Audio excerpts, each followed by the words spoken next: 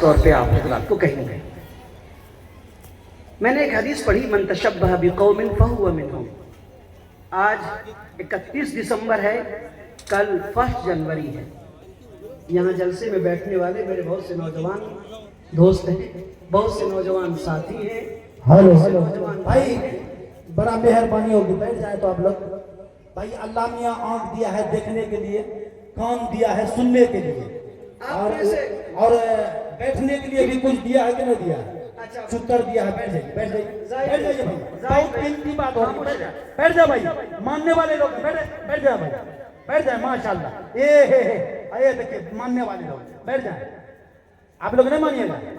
نہیں مان گئے بیٹھے. آپ خاموش رہیں، میری بات کو ختم ہونے دیں. جزاکم اللہ. 31 دسمبر کی رات ہے آج. 12 جب بجے گا تو پھر سوئی کا کاٹا جب 12:01 پہ آئے گا تو 1 جنوری 2026 کی تاریخ آئے گا. بھارت میں جو مسلمان رہتے ہیں، یہ مسلمان اپنی ایمانی شناخت کے ساتھ زندہ ہیں. جب دیش آزاد ہوا تو انگریزوں سے لڑائی لڑنے میں مسلمانوں کی قربانیاں صف اول میں تھیں. مسلم علماء کا کردار قائدانہ تھا. مسلم علماء نے صف اول میں کھڑے ہو کے دیش کو آزاد کرانے اور یہاں سے انگریز غاصب اور قابض اور جابر اور ظالم جماعت کو بھگانے کے لیے کوششیں کی تھی. لیکن انہی دنوں میں جب جنگ آزادی کی جدوجہد چل رہی تھی تو سب سے زیادہ جو نشانہ بنایا گیا تھا، سب سے زیادہ جو ٹارچر کیا گیا اور تشدد کیا گیا تھا، وہ علماء کرام تھے. ڈاکٹر نواز دیوبندی کی تحقیق کے مطابق جو انہوں نے کتاب میں لکھی ہے، آپ نے لکھا ہے کہ 2,51,000 علماء کرام اور مسلمانان ہند جنگ آزادی میں شہید ہو گئے. آخر سب سے زیادہ نشانہ علماء کو کیوں بنایا گیا تھا؟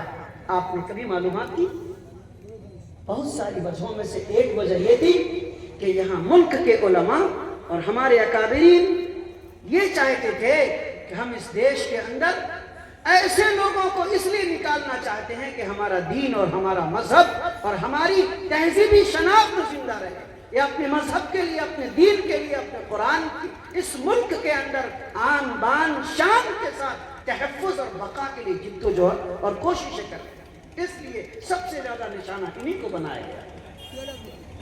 لیکن دوستو، بزرگوں اور بھائیوں، بڑے شرم کی بات ہے کہ آج جب رات کی پہلی تاریخ 1 جنوری کی آئے گی تو ہمارے مسلمان نوجوان لڑکے تو دور کی بات ہے، لڑکیاں ابھی سے انتظار کریں گی کہ ہم کو یورپی تقلید کے مطابق، امریکی تہذیب کے مطابق،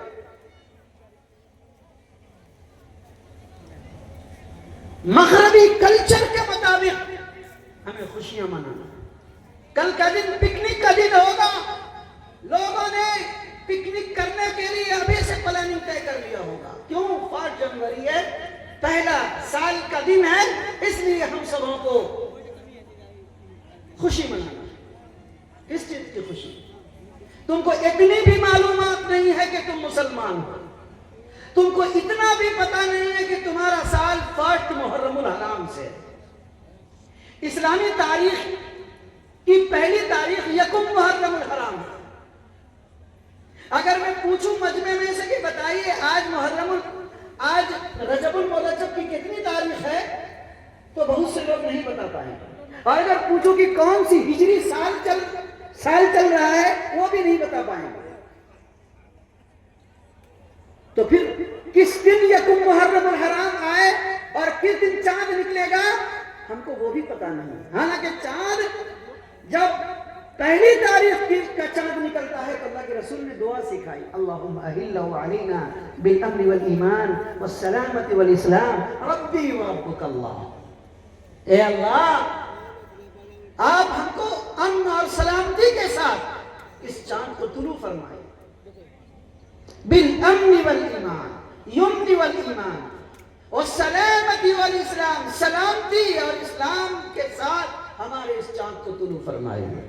میرا بھی رب اللہ ہے اور اس چاند کا رب بھی اللہ ہے۔ یہ دعا ہمیں سکھائی گئی۔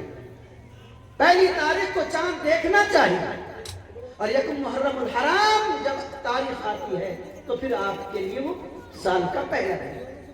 اس لیے مسلمانوں، اس دن بھی یہ نہیں کہا گیا ہے کہ پہلے یکم محرم الحرام کی تاریخ کو آپ جشن منائیں، آپ خوشی منائیں۔ ہمارے لیے خوشی منانے کی بات کیا ہے بابا؟ ارے بھائی، خوشی منانے کی بات کیا ہے؟ اگر آج ہی دیکھ لو، جو لوگ کل پلاننگ کر رہے ہو کہ 4 جنوری آئے گی 2026 کی تو ہم کل خوشی منائیں گے، پگلے کہیں گے 2025 کا سال